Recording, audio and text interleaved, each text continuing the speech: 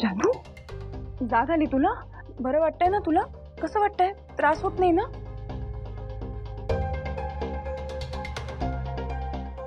काय झालं? कसला विचार करतेस तू इतका? ताई, मला काही सिरियस आजार झालाय का ग? काय? असं का विचारतेस तू? अगं मग मला सारख्या चक्कर का येत आहेत? तुम्ही हवं तेवढा वेळ मला झोपू देताय. मी झोपेतून उठल्यानंतर तुम्ही येऊन मला विचारताय की जानू तुला बरं वाटतंय का? हे जर का मला काहीच झालं नाहीये तर तुम्ही सगळे माझी एवढी काळजी का करताय? अगं वेडी आहेस का ग जानू तू? उगाच काहीतरी विचार करतेस. काय होणार आहे तुला? काही झालं नाहीये, ठणठणीत आहेस तू. तुला माहितीये ना, दर उन्हाळ्यात तुला उष्णतेचा त्रास होतो. या उन्हाळ्यात थोडा जास्त होतो, इतकंच. बाकी काही नाही झालंय. उगाच जास्त विचार करू नकोस हा. मी एक काम करते, मी मस्त तुझ्यासाठी ना तुला आवडते तशी स्ट्रॉंग कॉफी बनवते. हा आल. काय झालं? असं का बघतेस तू? नाही, काही नाही. नकोय आता कॉफी, नंतर पिते. बरं जानू, ऑफिस मधनं फोन आहे, मी आले.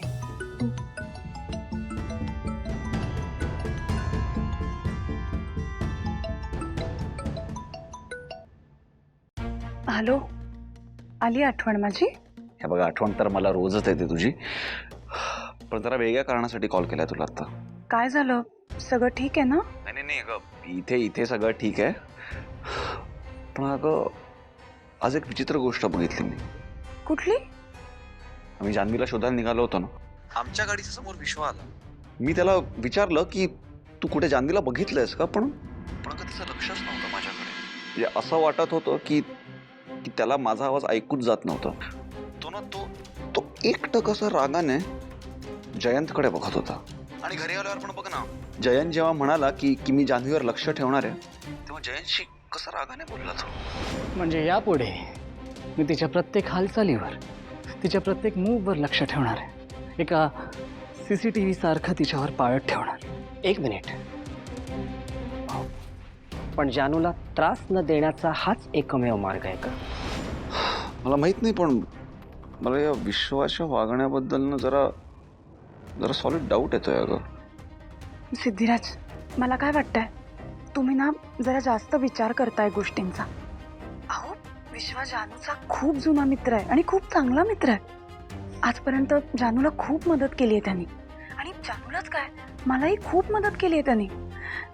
आमच्या सगळ्यांचाच त्याच्यावर खूप विश्वास आहे. खूप चांगला मुलगा आहे तो. अगं पण मला कळतंय. सिद्धिराज, हे बघा, तुम्ही नका काही काळजी करू.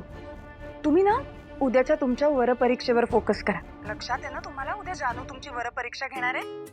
उद्या तुम्हाला जानूला इम्प्रेस करायचं आहे, आणि जानूला इम्प्रेस करणं इतकं सोपं नाहीये. त्यामुळे जरा तयारी करा. तू काळजी करू नकोस, त्या बाबतीत ना माझी सगळी तयारी झाली आहे. आणि तुला पटवण्यासाठी मी कितीही अवघड परीक्षा देऊ शकतो. कुछ भी हो जाए, दुल्हन तो हम लेके ही जाएंगे.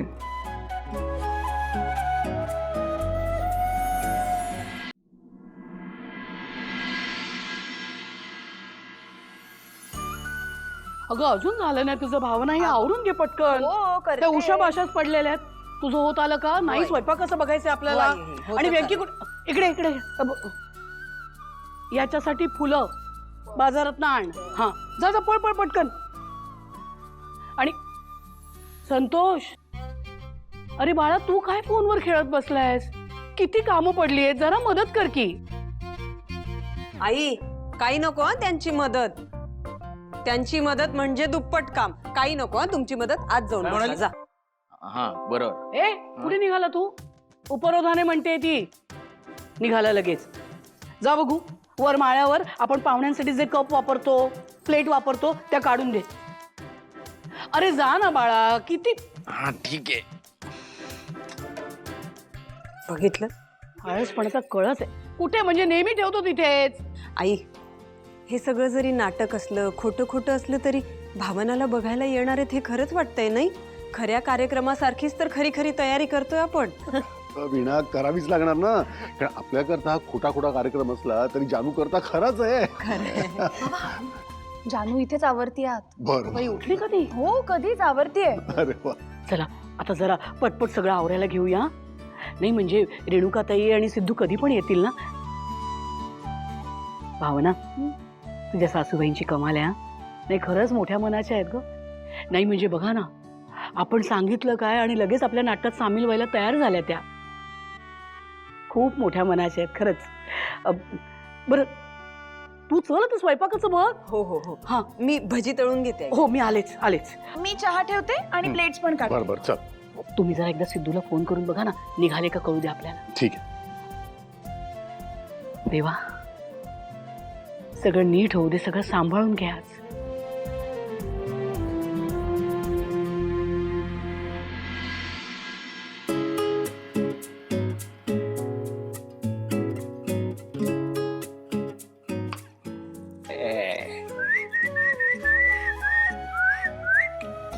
भाई साहब कमाल दिवस आहे आजचा. भावना, आज मी तुला बघायला येणार आहे आणि बघायला आल्यानंतर मी सगळ्यांसमोर सांगणार आहे, बघितल्या बघितल्या की मला मुलगी पसंत आहे आणि मी लग्न फक्त आणि फक्त हिच्याशीच करणार आहे. उसके बाद ढोल बिल होंगे और फिर शादी.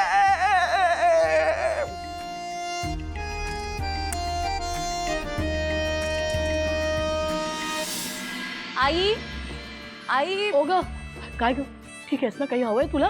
बरं नाही. वाटतंय ना बाळा? मी ठीक आहे, मला बरं वाटतंय. एवढं काहीच झालं नव्हतं.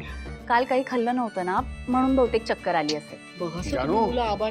हे जा बाबा. जरा इथे हा? बस, जरा बस तू. अहो काही खाल्लं नव्हतं काल म्हणते, मग येणारच म्हणून ना चक्कर चक्कर. आली. हे बघ, आज तू घरी असते बरंच आहे. हा म्हणजे काल तुला त्रास झाला ना जरासा. हे बघ आता एकदा हे भावनाचा बघण्याचा कार्यक्रम झाला ना की त्यानंतर तू काही दगदग वगैरे करू नकोस. आराम कर आणि आज रात्री मस्त झोप घे, म्हणजे उद्या सकाळी अगदी फ्रेश मूड मध्ये ऑफिसला जाशील. काय बाबा हं.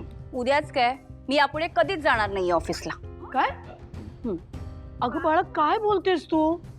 काय झालं जानू, तुझा मूड ठीक नाहीये का? जानू तू सुट्टी घेतेस काय ग? हे तुझी ही बिनपगारी रजा आहे का भर पगारी ते विचारून घे बरं का. बऱ्याच प्रकारच्या रजा असतात, म्हणजे सीएल असतात, काही सिक लीव्ह असतात, ते दोन्ही वेगवेगळे असतात. ते विचारून घेतलेस ना तू? हो काय थांबा जरा. काय थांबा जरा. अगं काल नाही तिला नोकरी लागली तर आज सुट्टी घेतली आहे तिने, मग तिच्याशी बोलायला नको? तिला कळायला नको? नवीन नोकरी आहे तिची. हे बघ जानू, 2 प्रकारच्या सुट्ट्या असतात बरं का. तू विचारलेस ना कुठल्या सुट्ट्या आहेत, ही सुट्टी कसली असणार आहे, हे विचारलेस का तू त्यांना? हे पुढे रे, काय काय चाललंय तुझं? अरे प्रश्नांचा किती भडीमार करणार आहेस याच्यावर? थांब जरा तू. नाही ते महत्वाचं आहे. जानू तू याच्याकडे अजिबात लक्ष देऊ नकोस. तू बोल, काय काय वाटतंय तुला, सांग तू. अहो बाबा, बोलायला बाकीच काय ठेवलं या जयंत कानेटकरने? याला काय वाटतं, कोण आहे हा? मध्यमवर्गीय मुलींना अशा प्रकारे फसवतो हा माणूस. अरे नोकरी देतोय की मस्करी करतोय? नाही मला मान्य आहे की हा जयंत ग्रुप ऑफ कंपनीजचा मालक आहे, ह्याच्या खूप कंपनीज आहेत, पण म्हणून कोणाशी कसंही वागेल हा माणूस? विकत घेतलं याने आपल्याला. अरे नोकरी मागायला गेले होते ना मी त्याच्याकडे, भीक नव्हती मागितली. ऐक ना, मला वाटतं त्याच माणसामुळे मला चक्कर आली. अगं नाही रे बाळा, तुझा गैरसमज होतोय. अगं तुला त्रास देण्याचा त्यांचा हेतू नक्कीच नसेल, नाही का? हो हो आई मी ना प्लीज हात जोडते आता तुझ्या समोर. प्लीज त्याची बाजू घेऊ नकोस, प्लीज. अगं